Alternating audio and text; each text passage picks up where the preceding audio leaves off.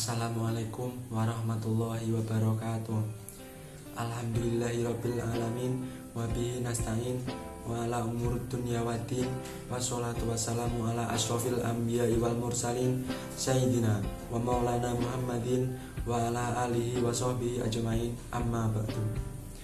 Pertama-tama, marilah kita panjatkan puja dan puji syukur kehadirat Allah Subhanahu wa taala yang telah memberi kita rahmat dan hidayahnya sehingga kita dapat berkumpul di majelis yang berbahagia ini.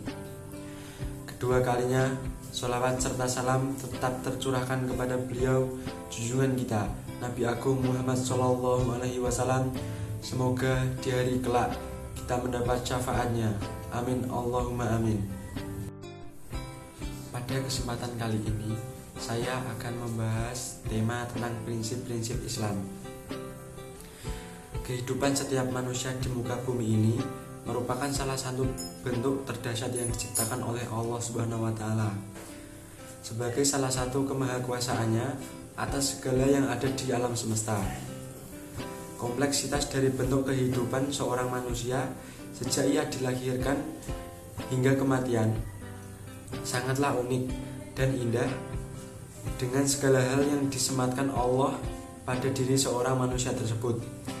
Maka dari itu, seorang manusia tidak boleh merusak setiap fase kehidupannya dengan mencederai kehidupan sendiri yang berimbas pada cedera bagi orang lain. Ajaran Islam memberi gambaran dan pedoman yang jelas agar seorang muslim menjalankan dengan teguh prinsip yang terkait husnul hayat, yaitu prinsip akidah, prinsip ibadah, dan prinsip akhlak. Dalam memahami ajaran Islam, terdapat 12 prinsip yang bisa ditemukan di dalam Al-Quran. Di antaranya, yang pertama adalah prinsip tauhid atau monoteisme. Semua ciptaan Allah merupakan suatu sistem dan satu kesatuan. Kalau ciptaan Allah dikaji secara saintifik, antara satu ciptaan dengan yang lainnya tidak akan bertabrakan, seperti halnya bumi dengan planet lainnya. Yang kedua adalah prinsip peribadatannya yang indah, dinamis dan natural. Selama kita beribadah sesuai dengan yang dicontohkan Nabi, itu sangat natural, sangat sesuai dengan kebutuhan dan kemampuan manusia. Yang ketiga adalah muamalat, yang dalam Islam diatur sangat detail dan sesuai dengan dinamika, seperti halnya soal zakat atau faraid, atau juga bisa disebut dengan waris. Yang keempat, prinsip penggunaan akal. Di sini adalah kelemahan umat Islam. Padahal sebagai Homo sapiens, manusia diberikan kelebihan akal untuk menganalisa, karena Islam bukan dogma, tetapi agama yang rasional. Yang kelima, prinsip sistem nilai dan akhlakul karimah. Islam juga menganut prinsip persaudaraan. Yang keenam, kebersihan jiwa dan raga. Islam sangat menjunjung tinggi nilai kebersihan baik jiwa, raga maupun lingkungan. Slogan kebersihan sebagian dari iman. Ini menunjukkan bahwa keseriusan perhatian terhadap kebersihan yang dilakukan oleh umat Islam. Yang ketujuh, Al-Quran sebagai software atau informasi dari langit yang dahsyat.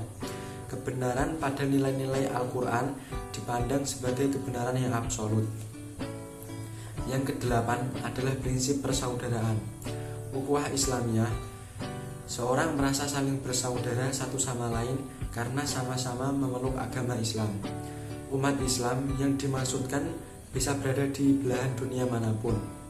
Dalam konsep ukhuwah watoniyah, seorang merasa saling bersaudara satu sama lain karena merupakan bagian dari bangsa yang satu. Misalnya bangsa Indonesia.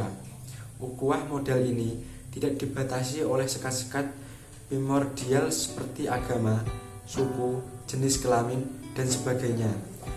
Adapun dalam konsep ukhuwah basyariah, seorang merasa saling bersaudara satu sama lain karena merupakan bagian dari umat manusia yang satu yang menyebar di berbagai penjuru dunia.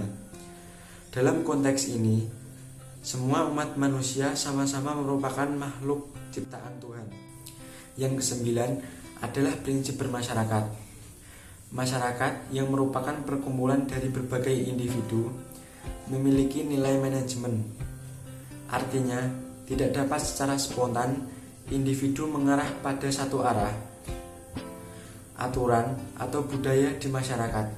Dalam mewujudkan masyarakat madani dan kesejahteraan umat haruslah berpacu pada Al-Quran dan As-Sunnah yang diamanatkan oleh Rasulullah kepada kita sebagai umat akhir zaman.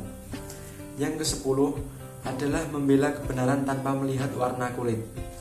Islam merupakan agama yang universal, yang tanpa membeda-bedakan kedudukan, warna kulit, dan budaya.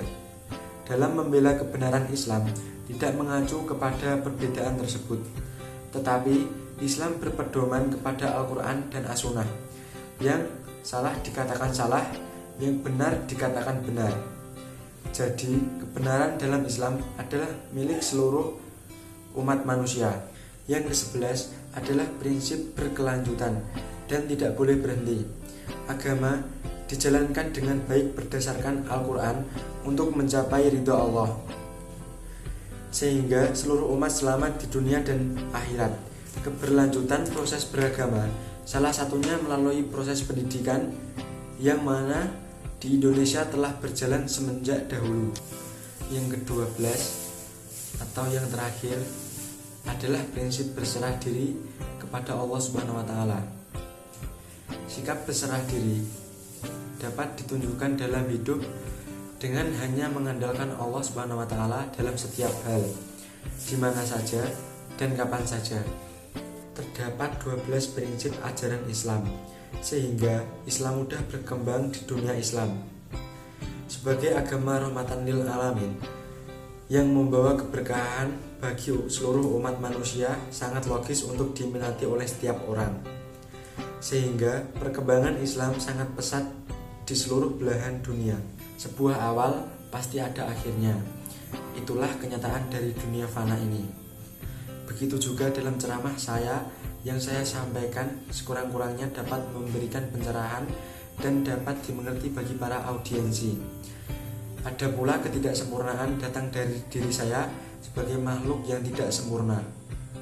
Demikian yang bisa saya sampaikan, kurang lebihnya saya mohon maaf yang sebesar-besarnya.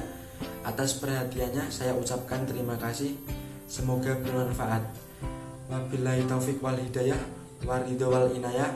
Wassalamualaikum warahmatullahi wabarakatuh.